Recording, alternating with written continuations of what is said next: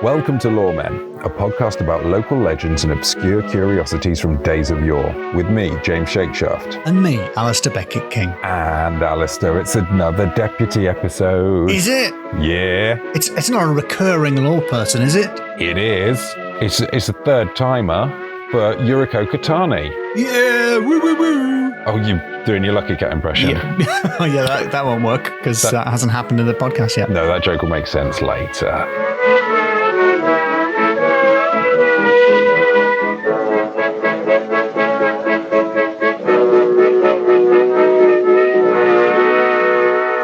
Hey, Alasdair Beckett-King. Hello, James Shakeshaft. How are you? I'm well, thank you. Fine. Well, Alasdair, I'm itching to get started on this episode. You've come steamy in here. I have, actually. We've got a guest Loreperson, a deputy. Oh, right. We've got a recurring deputy Loreperson. Well, let's dispense with the flim-flam. For goodness sake, James. Returning deputy Loreperson. Recurring and returning? Yes. It's Yuriko Kotani. Hello, Yuriko. Hi, how are you? I'm very well, thank you. How are you? I clap. I just did the entrance. You did clap yourself, but we weren't going to draw attention to it. Oh no! Or join in, it turns out. Nope, absolutely not. No, I'll clap now. Too late. And you can just lay that. Oh, yes, okay, all right. Okay. Oh, you just did one. I'm going to do one clap and I'll loop it because I'm ever so lazy. Just loop that one clap, yeah. Oh, how's it going, Yuriko? very good, thank you. I'm enjoying Edinburgh Fringe preparation. Oh, and we're so close. Not to stress you out, but we're so close. So nearly now. But you know what? It's gonna be good and fun, right? Yeah. I mean, there's no proof it isn't going to be good and fun. Yes. I take it you're doing a show. Oh yes. Sorry, I thought you were. I don't know what I was saying. The Edinburgh Fringe is happening in my brain, but yes, no. I'm taking my show, and it's gonna be good and fun. I repeat to myself. What's the show called this year? This is my work. This is my work. Nice. Reflecting your serious and business-like approach to stand-up comedy. A lot of people don't realise that Yuriko is one of the most cutthroat, hard-nosed comedians on the circuit. Oh, yeah. Yeah, she will just stab you in the back as quick as betray you. Yeah. Yeah. Not even trying to deny it. She's proud of it. Yeah. Business. They're a business. That's what everyone says about Yuriko. Very business. But Yuriko, just a quick sort of roundup of your previous appearances on the podcast. We've talked the Jinmanken, the human-faced dog. Leave me alone. Which, of course, has the catchphrase, leave me alone. Yeah. Ideally said whilst rooting through bins for food. Yeah, scrabbling around the bins. Yeah. That's what I say it. For me, that conjures up memories of Edinburgh. Oh, you weren't there last year, James. The bins were on strike. Oh, the bins were actually quite bad, weren't they? Yeah, the refuse collectors were on strike, and blimey, they made their point. Yes. Those bins said, leave me alone. A lot of the punters said that when you tried to fly them. Oh, yeah, because they've got nowhere to put the flyers anymore. They used to go straight in the bin. Yeah. I saw one. Well, my flyer was on the floor, and then on the pavement with the classic footprint on the face. Oh yes, many footprints, and I picked it up, and I still have it with me. Oh. Do you have a little locket? Do you carry it always? Oh, maybe I should. I should make it small, and carry it with my crystals. Yes. Fold it up and put it in your breast pocket, and then if you're shot by a baddie at some point, maybe it'll stop the bullet. It'd be awful if it didn't, though. Yeah, would. Like not only did they not come to the show, did stop the bullet. So that's a double failure. Yeah. Anxiety and death all together. That's Edinburgh. That's Yuriko's other nickname. It's all business and also anxiety and death. Two catchphrases. Well, your other previous appearance on the show was to discuss the Japanese, is it a yōkai? The kappa. Yōkai. Yōkai, sorry. Kappa, yes. Kappa. The shirikodama loving aquatic beast. With a little dish in his head, I remember. It's got the little dish in its head full of water, and if you can trick it into bowing, that will incapacitate it because the water will spill from the bowl, thus incapacitating the kappa. And incredible design flaw. It's so easy to hotwire a kappa. That is, I'd say, an argument against intelligent design. But in winter, the water would freeze, and the kappa would have limitless power. Would be unstoppable. Wow, never thought in that. Wow. No, that's a very good point, actually. I've stunned myself with that revelation, which quite likely I also said when we recorded the episode and we've all forgotten. There's a very good chance that we're retreading old riffs here. Yes, so let's move on to your third appearance, and what we're going to be talking about this time is sort of a yōkai. It's the Tanuki. I've heard that word before. You have? Have you heard it? Where have you heard it? I have heard it in a little-known indie franchise called Super Mario the Plumber. Super Mario Plumbers. That's what it's called, Super Mario Plumbers. Mario become Tanuki. Tanuki Mario. I have to be clear, from me, it was Raccoon Mario, because that's what it said. Yes. And I would say to my mum, when I played it on the Super Nintendo or SNES, he's become a raccoon, and now he can fly. And she would say, why can a raccoon fly? And I would say, oh, Mum, with his tail. Obviously. And now in retrospect, that doesn't make any sense. So please explain that. Well, the Tanuki is a Japanese raccoon dog. Wait, it's a dog. It's a raccoon dog. It's referred to as a raccoon dog. And I've done some cursory research on the various forms of dog-like creature, which runs the full gamut from polar bear, the biggest. What? All the way down to the smallest, the least weasel. The smallest dog is called the least weasel. Yeah. A polar bear has a dog. That's mind-blowing information. I knew it. I knew that bears were dogs because bears look like people in dog costumes. I've said it before and I'll say it again. But if a bear tells you, leave me alone, you leave it alone. Definitely. I mean, they are massive. On people in bear costume news, there was a recent report. I say report. There was a recent news story. Is this? I think this is really serious news. If it's the story I have heard, also about the sun bear in China.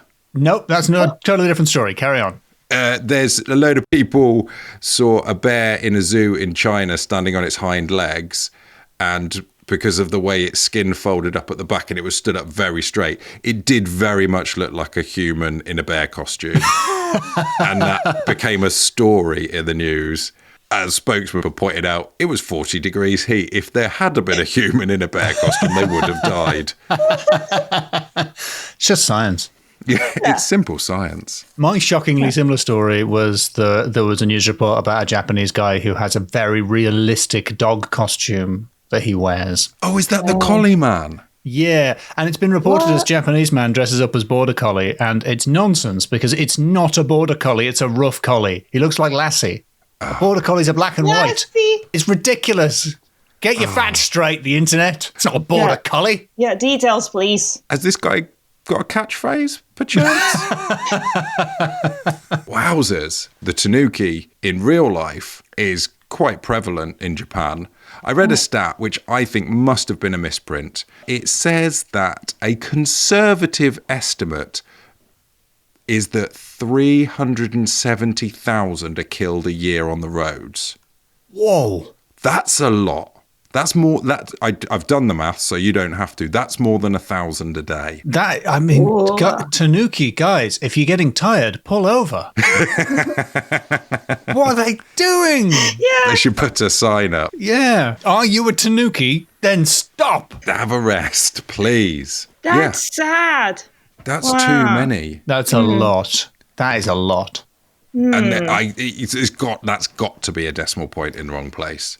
I'm going to reanimate the start of Spirited Away and have a realistic number of raccoons bouncing off the bonnet of the car as they wind down the country lanes to make it more accurate. Just a little bit of realism, please, Yeah. Ghibli. What was that? No time. We've got to turn into pigs. Yes. Don't stop. Keep going. Oh, no. Spoilers. Spoilers for the first 10 minutes of Spirited Away. They don't run over any Tanuki. Double spoilers. Inaccurately, they don't hit a single Tanuki. So that's the real Tanukis, the Japanese raccoon dogs. Constantly dying on the roads. The Tanukis I want to talk to you about are the Tanukis of Folklore, and they are a lot of fun. They're cheeky, they're kooky, they're lazy, they're like a sake. They're like a cheeky sake, do they? They're like a cheeky sake, and they have, I would say, straight in at number one, they've got the largest, how to put this politely, Yuriko? Yuriko's pulling a facial expression here. What could possibly be large about these raccoons? Well, in the Ghibli film Pompoko, which is all about Tanuki, they are... the thing I'm trying to dance around is referred to as a raccoon pouch. Right, like a kangaroo. No, these pouches are lower down than usually come in pairs. I think you're going to have to switch your camera on and start miming, James. How else can we know what you mean? Yes. Show us your pouch, James. So they're the sort of pouches you might find between the legs. Not just one. Yeah, usually in pairs. Often in pairs. Seldom in threes. Yeah. And yeah, sometimes just the one. True. So if you go to Japan, Alasdair, you're likely to see shops. And outside those shops, you're likely to see a little sort of statue. The little guy, I've seen that him. What does he do? That's a friendly little Tanuki. Yeah. What would you say, Yuriko? Is it kind of a good luck thing? Never thought about it. I thought it's just what it is. It's just a raccoon there. There's just your usual shop raccoon. Tanuki usually holding a big bottle of sake, big belly, the pouches, and wearing hat. According to Wikipedia, they have 8 traits. These statues. Oh, I love this. They each have a different meaning. Oh my God, so philosophical. Yes. So they have a hat, and that is to be ready to protect against trouble or bad weather. I want it. They've got big eyes to perceive the environment and help to make good decisions. That's what eyes are for. Exactly. They have a sake bottle, and that represents virtue. Does it? Sake being alcohol or booze. Just for the European listeners, he's talking about sake. Sake, that's what we call it here. I'm talking. No, We call it sake. We're talking about sake. He's just pronouncing it correctly, so don't be confused. Thank you. Thank you for translating. I'm just going to translate into ignorant. They have a big tail that provides steadiness and strength until success is achieved. Mario is all about that. These raccoons are all business. To me, they're sort of the animal version of Yuriko. Well, you know what that oversized scrotum symbolises? We're on the Tanuki here, not Yuriko. Oh, sorry. Yeah, that symbolises financial luck. Oh! So they don't actually... Because I've seen those, obviously in pictures, I've seen them standing outside shops, and I always assumed that, I don't know, you put a coin in the top and it buffs your shoes with its pouch. I don't know what I thought happened. I assumed they performed a function like those rides outside the supermarket for kids. Or the little blind boy. Yes, it was collecting money, maybe. No, I don't think they don't have a slot in them. They're not for money. They're just for, I think, general good luck. Yeah, I've never thought why. Because, for example, Lucky Cat. Do you know Lucky Cat? Yeah, this is the guy with the gold cat with the arm who's always punching you. Yes, punch you down. He's for luck, is he? So these Lucky Cats are welcoming fortune, prosperity. Right. Are they waving it in, or are they beckoning it? Like, come in. Come in. Oh, I always thought it was like that woo, woo, woo, woo, woo, woo gesture that people did in the 90s, you know? Like, woo. Woo. Like sort of lad culture. I'm cheering on good luck. The cheering luck. Yeah. So, go luck. Look. Love you, luck. Go on, luck, you good thing. I've got three more traits. Promissory note that represents trust or confidence, and a big belly that symbolizes bold and calm decisiveness, and finally, a friendly smile. Important. That's the 8 traits of the Tanuki. And yeah, it took me a while of seeing them to realize quite what was going on downstairs. When you see it at a glance, it looks like they might have 4 legs. But then you realise that the middle 2 legs are representing financial luck. So I've got a pretty scary tale for you. Yeah. Tanukis. Now, this is retold by Lafcadio Hearn, who I believe we've talked about before on the Kappa episode. Yeah, I remember that name. He was of Greek and Irish ancestry. He was your classic Greek Irishman. He's a classic Greek Irishman, and he moved to Japan in 1890 as a correspondent for a newspaper and settled down there and became like a sort of quite a famous figure in Japan, I believe. We can see just how famous he is from the noise Yuriko made there. Like, literally never heard of this person before. Famous. He's written a number of books, and he's sort of like Western eye on that period of Japanese history. Oh, yeah. And there is like his house where he lived in is like a museum kind of thing in Japan. But he'd lived there 14 years. I realised the other day I've got a mug that is 18 years old. What kind of mug? What does it say? It's a Superman mug from the film Superman Returns, which I think came out in like 2005 or something. I got it with an Easter egg. This is old enough to vote, this mug. It's old enough to drive and buy a pint, which wouldn't fit in it. Lafcadio Hearn, despite spending less time in Japan than this mug has spent in my cupboard, although to be fair, it is one of the more respected mugs in my cupboard. It's a senior mug. Is it because it's there for longer than other mugs? So respect. I think so. Yeah, I think so. I think I hope the other mugs sort of look up to it for tips on how not to get chipped. Or have a handle get snapped. For me, I think the period lifting the mug out of the suds as you're washing it to go to the drying area, that is the point at which 90% of my things get broken. That, for me, that's the danger zone. Really? It's already clean, but it's slippery, James. Oh, it's sudsy. It's covered in soap, and I've got to turn it and put it upside down on a little rack. Gone. You need to get rinsing for a start, though. You can't be just leaving it sudsy. Oh, it's all right for you, James. You've probably got one of those second sinks, like a little spare sink just for rinsing. Not everyone lives in an ivory castle with 2 sinks. I haven't got a spare sink just for butlers. You just pass it to your gentleman's gentleman and he washes it. So this story is confusingly called Mujina, which is the name of a Japanese badger rather than a tanuki, which is also a real creature and also a folkloric creature that's a shapeshifter that's cheeky. But at one point, basically, Mujina and tanuki were interchangeable words, even though they actually referred to different animals. Right. But in this case, Lafcadio Hearn is referring to a tanuki. It's very confusing. I'm Googling Mujina right now. Mujina, the Japanese badger. Got it? Because it's not that. It's still a tanuki. Just Google a picture of a badger and then immediately dismiss that from your mind because that isn't it. Oh, we have a word.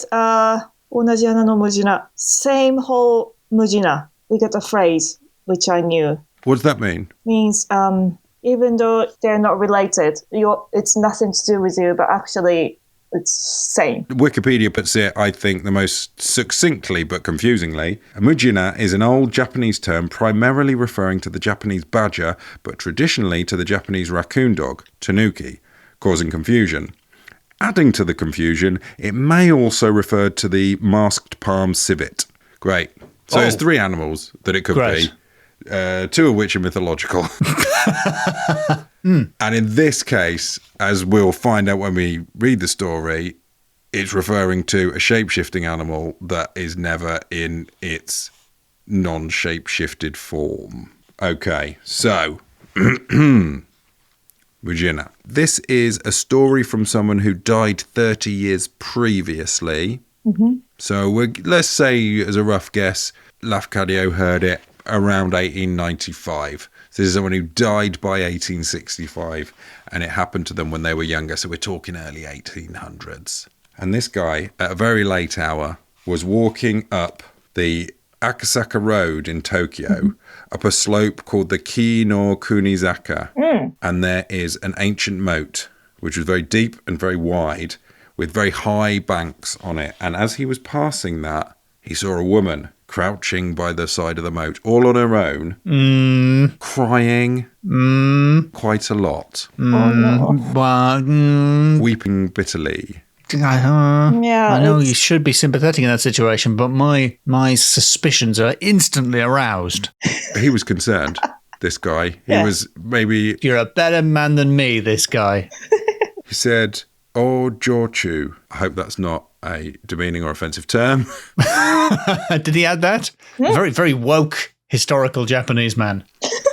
"Tell me what the trouble is, and if there be any way to help you, I shall be glad to help you." And it says here, he really meant what he said, for he was a very kind man. Just to really sort of hammer it home against you, it seems like. Yes, I didn't realise the story was going to go out of its way to make me look bad. And she continued to weep, hiding her face from him in her sleeves. And he said, "Please, listen to me.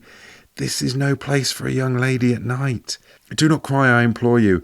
Tell me how I may be of some help to you." And she slowly rose up with her back turned to him, continuing to moan and sob. And he put his hand lightly on her shoulder and said, listen to me. And then she turned, dropped her sleeve, stroked her face with her hand, and the man saw that she had no eyes or nose or mouth. Oh, what? And he screamed and ran away. She was please correct me, Yuriko. She was a... Noppera-bō. Noppera-bō, yes. What's a noppera-bō? I'm not saying it right, but I'm scared. Noppera-bō? Yes. Noppera-bō. It's basically got no face. It's got a head with no features at all. So, so not holes, not voids, but just blank. Just smooth like an egg. Yep. Ooh, like my face. But without beard. Without the beard. My face without a beard. Completely blank and featureless. Oh, yeah. Wow, how terrifying.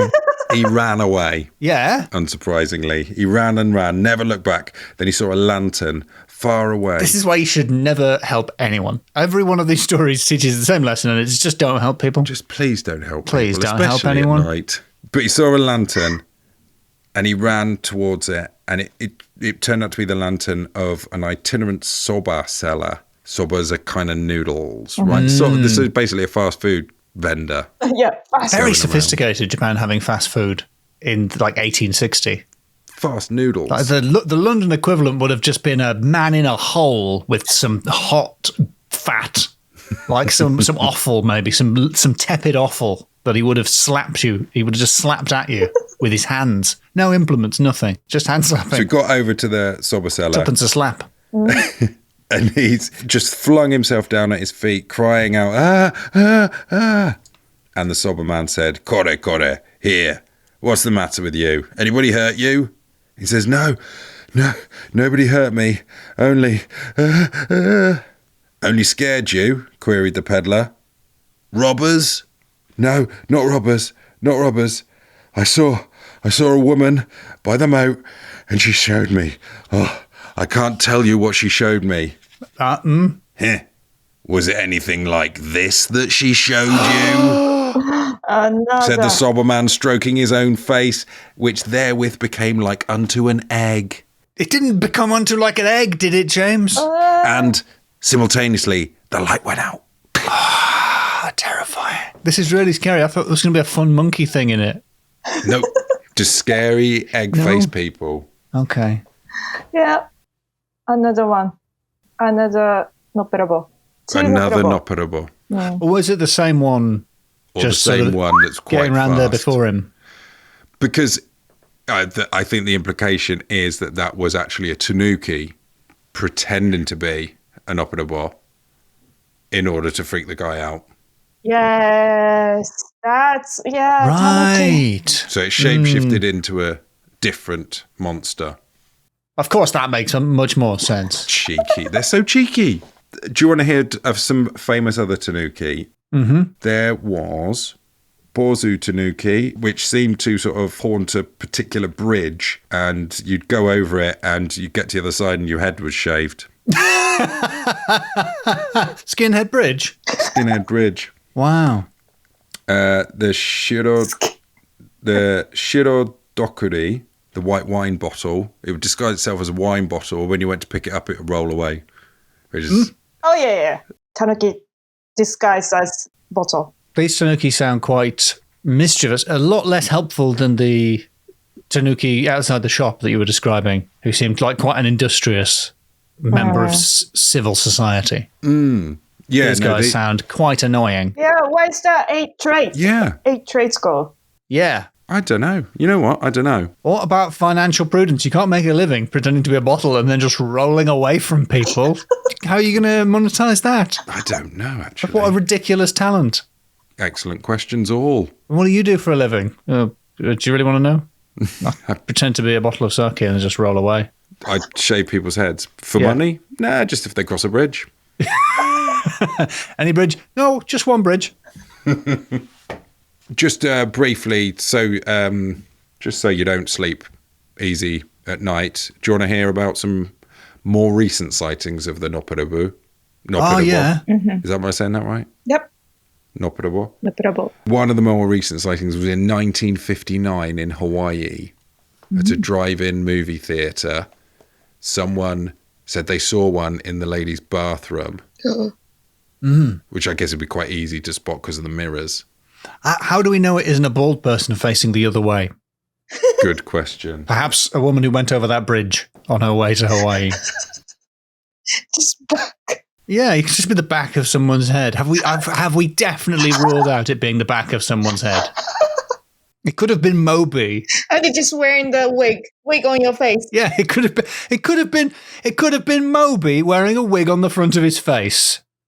It could have been. He could have had a normal wig on and sneezed, causing the wig to flip. Well, in 1981, Glenn Grant, a Hawaiian historian, folklorist and author, dismissed the story as a rumour on his radio show, only to be called by someone claiming to be the actual witness. Wow. Who gave more details on the event, including the previously unreported detail that the noppera-bō in question had red hair.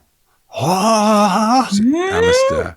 A featureless face. Featureless face and red hair. Yeah. Could easily have been you. It could have been me. It could have been anyone. Much well have been you. It could have been me or Moby. We just don't know. Or Moby dressed as me. Well, there you have it. Tanuki and potentially other Japanese folklore beasts. I would say, I mean, obviously, I don't want to be rude, but I would say, Japan, you need to sort your folklore out. Your categories are vague at this point. You've got one name for 9 different things. Sort it out. And you've got some of them pretending to be other supernatural entities.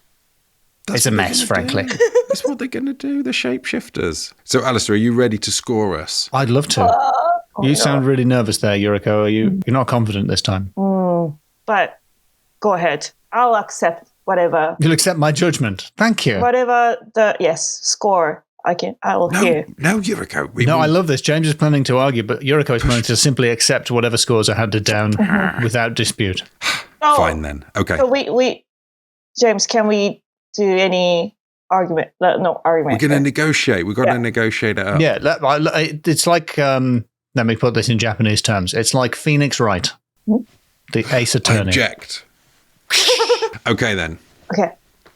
Let's go. First category. Supernatural. Well, it's got to be high, hasn't it? It's got to be. It's a 5 out of 5 for Supernatural. Yes. It's Spookiest. Japan, to my knowledge, and it's based purely on this podcast, is a magical land full of incoherent and wonderful things. Yes. Okay, then. Category the second. Naming. Names. Yes. All right. Now, a lot of them were in Japanese. A lot of them were. Lafcadio Hearn, great name. Your classic Greek Irishman's name. Yep. Lafcadio Hearn. That's a good name, and I understand all of the noises in it. Noppera-bō? Noppera-bō? I don't know if I'm saying it right. Noppera-bō. I think it's good, but it's mainly because I'm associating it with the fear that story instilled. Oh, yeah. It's a name that spreads a chill throughout your bones and blankens the face. Or a back face. Or the back of a bald man's head, yeah. But equally frightening. Why is he walking away? What have I said? Have I said something to upset Moby? It's a tense situation. Maybe he's just going to get my honey and he'll come back. We don't know. Why is Moby getting honey? Get my honey, come back. Sometimes it's just probably the most famous song that he did. Oh, I don't know enough about his songs. Sample. He sampled it. Someone else said that. Anyway. I don't think I've ever understood what the words were. I think it was Get My Honey, Come Back. What's the other one? Troublesome Guy. Oh, Lord, troublesome guy. I don't think it's a about troublesome God guy. being a troublesome guy. I don't think that's the words. Oh, the mag was a troublesome guy. No? I'm pretty sure it is. It's, oh, Lord, troublesome guy. I think it's Trouble So Hard. That makes more sense than troublesome guy, does it? Troublesome guy. I'll tell you who is a troublesome guy. Moby wearing a ginger wig across his face, walking around backwards. In Hawaii in the 50s. You weird man. Why are you doing this? Get out. Troublesome guy. He's a troublesome guy. And you know who else was a troublesome guy? The raccoons. What were your names? What other names were there? Moby, Lafcadio Hearn. There were there's the Tanuki. The Tanuki, Virginia, great name, as in Tanuki Mario. The Tanuki Mario. Least Weasel. Least Weasel. The Least Weasel. Forget it. I'm rendering my verdict. It's 5 out of 5. Yes. And that is entirely because of the Least Weasel, the smallest dog. Canine. The Least Weasel. Or whatever it is. I mean, think of the anxiety that guy already feels. And to name it the Least Weasel. My next... Oh, wow. I can't believe I've come in so... These scores are so high. I'm going to have to toughen up. I'm putting on my game face, which is a blank noppera-bō. Oh, noppera-bō blank face. Oh, yes. Gulps. It's like being sat behind Moby at the cinema. All right, Moby, flick your fake hair to one side, please. For your benefit as much as mine. When you play poker, can you put noppera-bō face? Yeah, it's just gone, yeah. Uh-oh, it's eggs. It's old egg again. It's eggs. That's what they say when they play me at poker. It's eggs. The next category is symbols of financial prowess. Ooh, they were hefty. They were bold. They were spherical. They were briefly golden. They were magical. I'm pretty certain I remember in Pompoko, at one point they turn into a blanket and everyone sits down on the blanket and then disgustingly he sucks them back in like you would like a measuring tape. He just retracts it and I was like, I'm not watching this anymore. Just put the DVD straight off. You can't put that in a kid's film. Yep, that was it for me. It's like, no. He boasted that his financial prowess was 8 tatami mats big. What? So they're all sat on it and they're like, you like that rug you're sitting on? Oh, yeah. Carpet. It's actually my financial prowess. What? And he retracted it inside himself. So I feel like it should be a high score. On the other hand, the item that we're referring to classically comes in 2s. So I feel compelled by the rules of the game to give you a 2. What? 2 financial prowess is what he's got. I mean, they're a big 2, but there are 2 of them. Okay. Yeah. That's backfired. I thought that's my fault, Yuriko. I apologise. It's okay. This is the first time James done the podcast, so let's give him a break. Final category?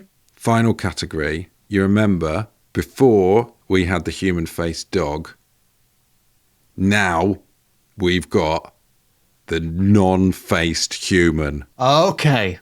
Ooh. A turnaround. The non-faced human. Wow. Yes. Which was also technically a raccoon dog. It's a non-faced human raccoon dog. It's all about face. Or badger. So it's the inverted Jinmenken. I think so. I think this is the anti-Jinmenken. Oh, so if they fight. Yeah, I guess that if they're natural enemies, They must be. the noppera-bō will not leave the Jinmenken alone. No. No. And the Jinmenken is cursed to have a human face and emotions. The noppera-bō's going around going, you don't know what I'm thinking. Whoa. But also, the noppera-bō cannot even eat any rubbish because it hasn't even got a mouth. You can't snuffle without a nose either, can you? No. Wow. So how many noppera-bō did we have? We've got the first woman, who Yes. I have to say, I was immediately suspicious of. I thought she was a raccoon or something, and she was going to have a monkey's face. Oh, no, not a monkey. What are they? Dogs. Raccoons. Maybe a raccoons. raccoon. They're raccoons. And then there's the soba seller. Very Yep. convenient, but terrifying. Yep. Yes. So 3, maybe 3 out of 5, because there were 3. There were noppera-bō? 3, as far as we know, Oh, because they could be anywhere. it could be anyone. Alasdair, I've turned my camera off for this. I imagine No. if I could reveal myself to have an egg for a face. That'd be so terrifying. Have you set that up? No, I haven't actually. No. I've just Okay. thought about it now. Wow. Aw. It would have been chilling. I think. Ah! What is that? What are we seeing? It's my thumb. That's your thumb. It's my thumb. Wow. How you've? I just put it near the camera. Yeah. Did it look like this, thumb? Oh, it's easy to do on a Zoom call, actually. You could be a noppera-bō. Any one of us could be a noppera-bō on a Zoom call. I'll make it a 4, James, because you went to the trouble of impersonating an noppera-bō yourself. James, why are you crying? Did it look like Moby? Oh, no, it's Moby wearing headphones facing the other way. Which, to be honest, it's a view a lot of people have seen. Yep. Troublesome guy. Alasdair, that is not the name of your Edinburgh show this year. No. No, it's not. But Yuriko, you are going to Edinburgh with a show, right? Yes. This is my work. Yuriko Kotani. Date from 14th August till 23rd August. 10 days. Time 1:55 p.m. Choice. And what else? Location. Location. Monkey Barrel Hive 2. And vibes. Vibes. A lot of fun. A lot of fun and happiness. Excellent combo. Is that vibes? Yeah, they're pretty Fun good vibes, and I'd say. happiness. Sounds great, yeah. I just Lovely vibes. said it now because it came to my mind. That's good. That's good. James? Can I change the vibes? Oh, yes. Okay. Go on. Okay. New vibes. The vibes is okay. Vibes is fun.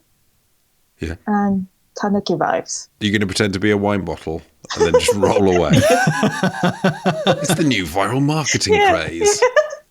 Just 5 minutes in, and I just do that, and then rest of the time, audience is just confused. I think there's a lot of buzz around this wine bottle rolling away show. It's really like it's clever comedy. You like it? Yeah, everyone's like it's not exactly funny because it's mostly a wine bottle just rolling away. The bottle finds it very funny, but it keeps muttering about yeah. Moby. Yeah. Yes. So definitely go see that. I'd go and see it. Go and see. Yes, I'll be laughing. Yes. Thank you, Yuriko. Thank you very much, Yuriko. Thank you very much for having me. So,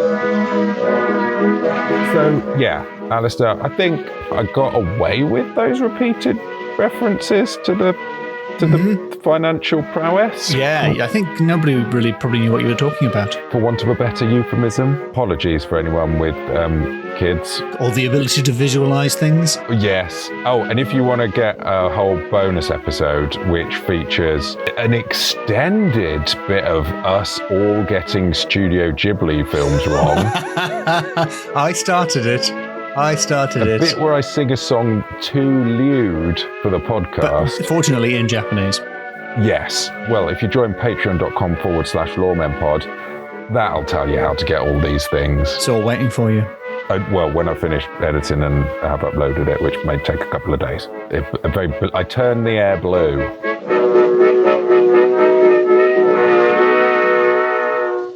Oh yeah, that won't work because that hasn't happened in the podcast yet. No, that joke will make sense later. They're screaming again, aren't they? They are screaming a little bit, yes.